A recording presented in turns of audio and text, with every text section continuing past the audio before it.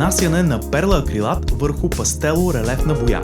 Подгответе предварително основата. За пастело-релефна боя или пастело-релефна мазилка първо се полага пастело-импрегниращ грунт или грунт за бои и мазилки. Нанесете слой пастело-релефна боя с метална маламашка. Едрината на структурата зависи от дебелината на положената релефна боя. За по-дребна структура, релефната боя се нанася на тънък слой.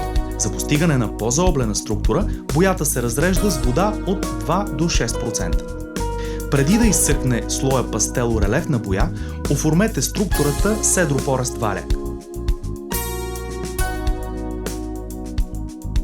Структурата на пастело-релефна боя позволява да се използват и други инструменти за постигане на различни ефекти и повърхности. След структуриране на релефната боя се оставя да изсъхне. За получаване на по-гладка повърхност, след изсъхване на слоя пастело-релефна боя, пришкорете. Целта е да се премахнат острите, лесно отчупващи се връхчета по грубо оформената структура, останали от валяка, и да се оформи желаната по-ниска структура. Очистете праха, останал от шкуренето.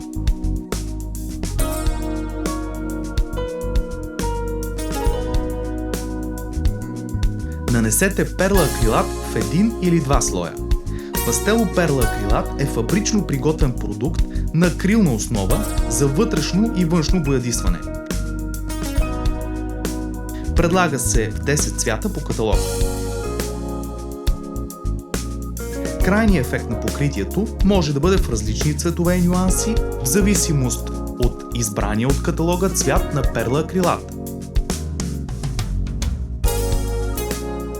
Цветът на основното долно покритие пастело-релефна боя се предлага в 130 цвята.